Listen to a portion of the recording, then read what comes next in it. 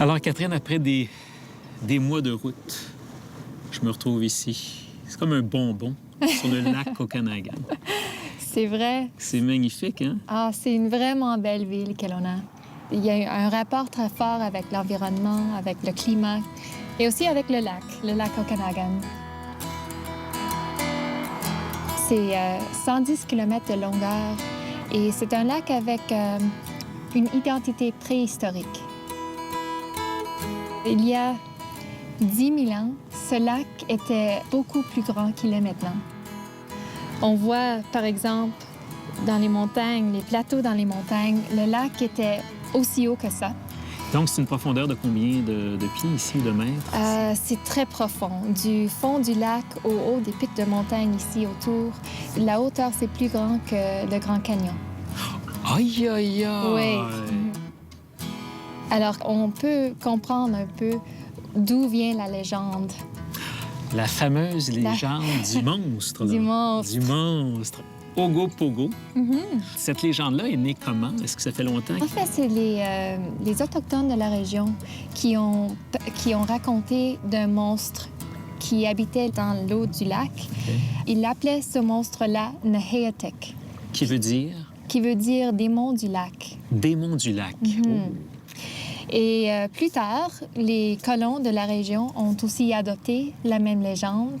Et après une rime populaire pour les enfants, c'était ce nom-là qui est devenu le nom conventionnel pour le monstre. Pour le monstre. Des fois, des gens disent qu'ils voient un dérangement de l'eau sans qu'il y avait d'abord un bateau. Okay. Même en janvier de cette année-ci, une résidente a vu comme un jaillissement d'eau inexplicable. Il y a d'autres gens qui disent « Ah non, c'est rien que des grands poissons ». Parce que, par exemple, on a des esturgeons dans le lac, puis ils peuvent devenir jusqu'à 2 mètres ou plus que ça. Okay. Alors, on ne sait vraiment pas. C'est un mystère. Et dans le fond, est-ce qu'il y a une flore ou quelque chose de particulier au niveau des algues, au niveau des... Non, pas vraiment. C'est parce que c'est un lac qui est en fait glacial. Okay, c'est des limons glaciaires au fond du lac. Okay.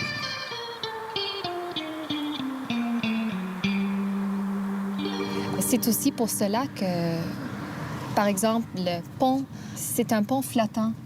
Parce que c'est trop profond, puis avec les limons glaciaires qui sont toujours en train de se déranger, puis de... Ce serait impossible d'avoir quelque chose de fixe au sol. Est-ce qu'il y a des chasseurs de GoPro? Oh oui! Ah, oui? Oui, il y a des chasseurs. On a eu quelques équipes de caméras qui sont venues avec Canal Histoire, avec... c'était un groupe scientifique aussi du Japon qui sont venus avec comme une espèce de vaisseau souterrain avec radar, puis tout ça. Ils n'ont rien trouvé? Non, pas conclusif. Bon, bien écoute, on ne sait jamais. Peut-être qu'il va apparaître pendant notre séjour ici, on ne sait jamais, hein?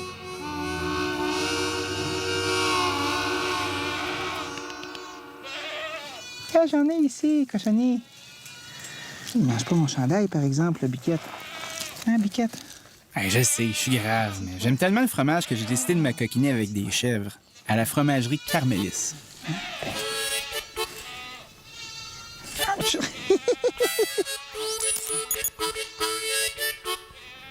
When we started making goat cheese, we visited lots of time in France, basically all over Europe. And yeah, that's the biggest inspiration.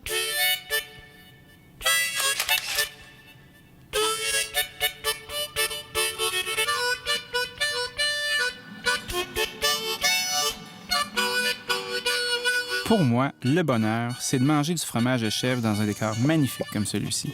Il manque juste un petit coup de blanc là, pour appeler ça le paradis. I like cheeses. No, I'm very fond of cheese, actually. Yeah, I like a cheese geek, so... Oh, that's perfect. Yeah, that's my job.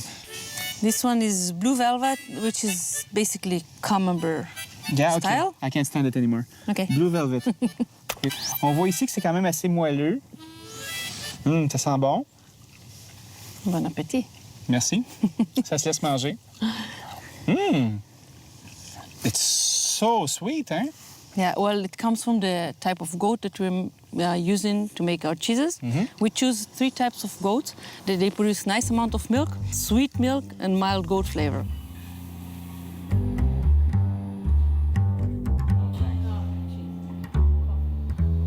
People like goatless goat cheeses. Yeah, I know. So Ain't we're that good. crazy? Yeah.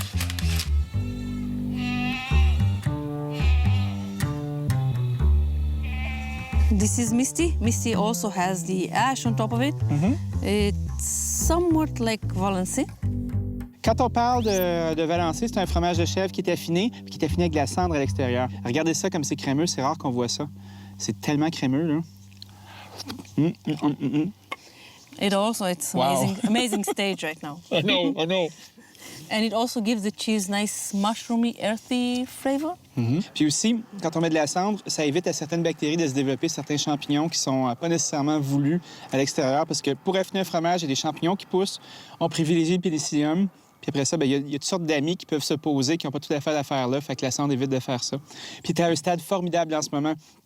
Quand le fromage vieillit, les bactéries qui sont à l'extérieur creusent, puis transforment la matière qui est créeuse au centre en une espèce de truc moelleux et coulant, puis c'est ça qu'on recherche.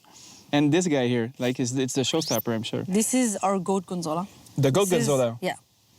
So Donc, je suis prêt. How did you do this? well, you have to ask Offer. Offer, my husband, is our cheese maker, and that's his own creation. That's his passion, and that's how he makes those. kind of Offer, can cheese. you adopt me, please? I want to come and live with you guys and make cheese. This is amazing.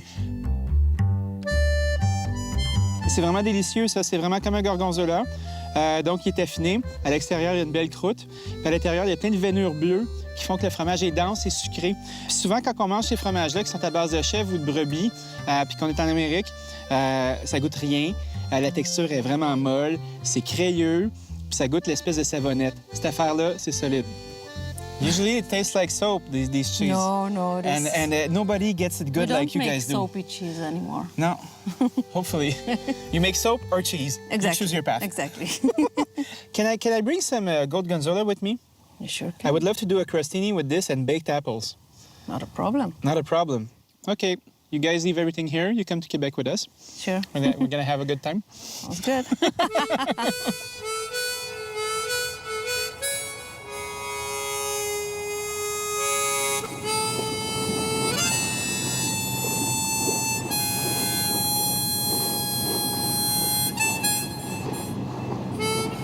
Ça va bien, capitaine? Everything is good? Yeah? Okay. Yeah.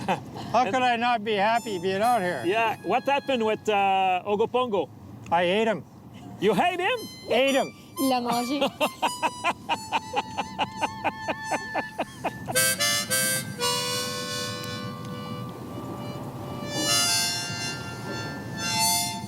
Oh, hey, là, on arrive au pont. C'est ça, on est là. Hey, on est rendu au pont, là. Le Donc, pont flottant. hey, là, on le voit vraiment bien. Nous, on a un pont à Montréal qui s'appelle Pont Champlain. Là, ils sont... ils sont supposés de le retaper parce que nous, tout s'écroule à Montréal. Alors ça serait peut-être une solution, que ça soit un pont flottant. Voilà. Ça serait super.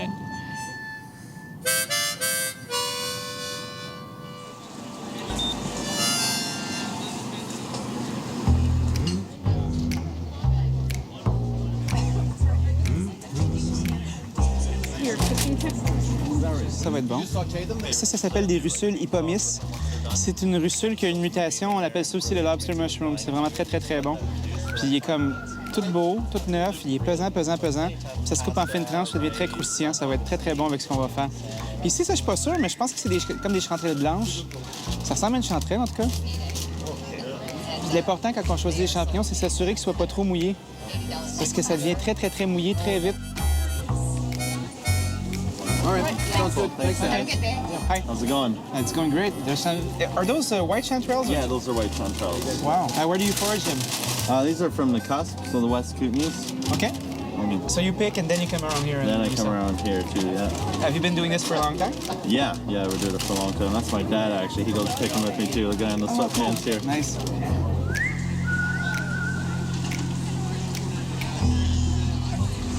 I'm seeing this sign that you're pedal-powered urban farmers. What is this? Basically, we transport all of our produce by bike, and this is our backyard to our house. Okay. And that's my roommate here who's picking greens, and basically, yeah, we do everything by hand. And Okay, so just 2 of those. Sure. nice. Well, cheers. Have a good day. Take care.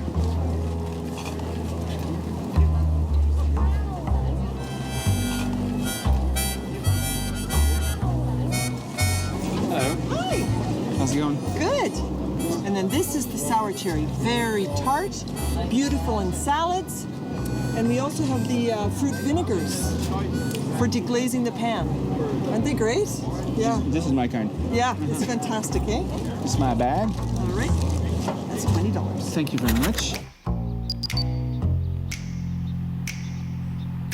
L'Okanagan, c'est le seul désert, en gros, du Canada. C'est un désert, mais il y a Oui. un lac. Oui, effectivement. Okay.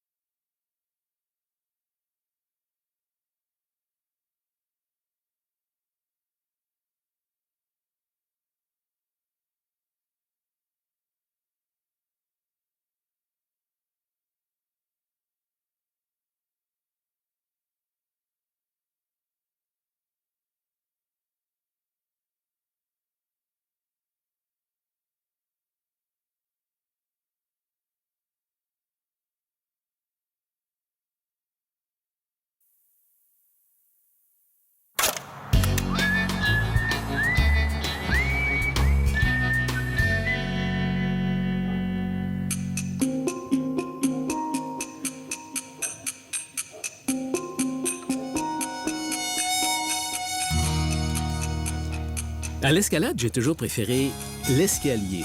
Alors, je sais pas si c'est le décor, mais là, j'ai envie de vaincre ma phobie des hauteurs. Et le meilleur professeur que j'ai trouvé pour me montrer à grimper enseigne dans une école d'immersion française à Kelowna. C'est un prof de maths, mais quand même, il doit être pas pire pour calculer les risques. Pierre, tu m'as pas amené n'importe où pour mon baptême d'escalade? Ah non, on a choisi ça spécialement pour toi, parce qu'on sait que t'es un gars spécial. Alors, on est où, là, exactement? Un endroit qui s'appelle les Kelowna Crags. Donc, les parois rocheuses sont très prisées. Il y a beaucoup de gens qui viennent faire de l'escalade ici. Oui. Et puis, toute l'année presque. Parce qu'ici, il n'y a pas vraiment de neige l'hiver, alors on peut faire de l'escalade facilement 10 mois par année. Qu'est-ce qui t'a amené à Kelowna? Bien, on voulait partir une famille, ma femme et moi, et puis on était à Toronto. Alors, on a décidé de choisir un endroit où c'était pas aussi vif là, qu'à Toronto. Alors, on est venu ici pour quelques années, puis ça fait 24 ans on est encore ici.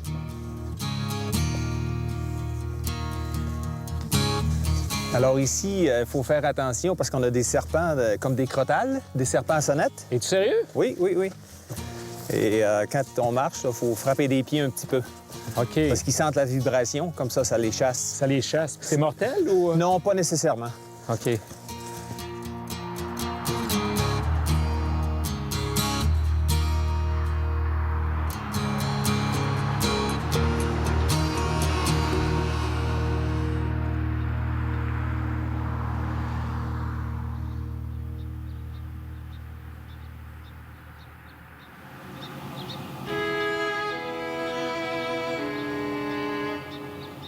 J'ai pas besoin de vous expliquer à quel point c'est magnifique ici.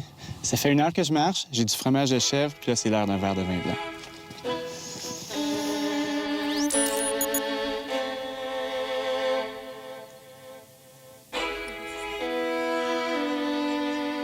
Qu'est-ce qui fait qu'on peut faire pousser du raisin ici?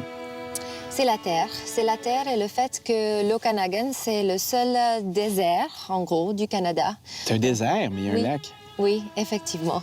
La terre est riche en argile. Ici, à Cedar Creek, surtout à Kelowna, on peut considérer un peu comme le nord de la vallée de l'Okanagan. Donc, les températures sont plus fraises ici. Mais comme on a quand même le lac, ça tempère. Donc, on n'a pas les grosses montées et descentes de chaleur. Donc, même la nuit, il peut faire quand même assez bon pour que les raisins puissent continuer à pousser. À quel climat européen on pourrait comparer la vallée d'Okanagan au niveau du vin? On peut comparer ça à la vallée du Rhône. OK. Oui, il fait assez chaud en été. Ils peuvent monter jusqu'à 40 degrés, des jours de suite de 40 degrés de chaleur. Qu'est-ce qui pousse ici, à Cedar Creek? À Cedar Creek, on a du Riesling, du Gewürztraminer, le Pinot Gris, le Pinot Noir et un petit peu de Merlot. OK. Fait que, mis à part le Merlot, c'est quasiment tous des cépages alsaciens là, qui peuvent pousser dans un climat froid. Effectivement, oui. Aussi, ce qu'on fait à Cedar Creek, c'est qu'on les récolte à la main. Et donc, nous avons 50 acres ici. À la main, 50 acres. Voilà. Le fait de faire ça à la main, vous êtes capable de voir que les raisins sont mûrs, fait que ça vous fait une meilleure sélection puis une meilleure qualité. Effectivement, voilà. Comme c'est magnifique. Oui. Comme je t'ai dit, là, t'as le choix de couleurs. Bleu, tiens, rouge. Rouge. Est-ce que tu vois la personnalité de ton grimpeur selon la couleur de son casque qu'il choisit? Ou... Oui. Je vois que t'es très agressif. Et tu le mets bien serré, là. Ensuite, les souliers. Question de spéciaux, ces souliers-là? La semelle est en caoutchouc. C'est un caoutchouc assez mou, donc ça s'agrippe vraiment à la roche.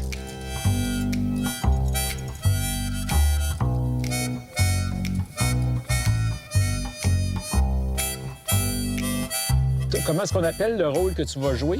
Je suis ton assureur. Tu es mon assureur. Oui.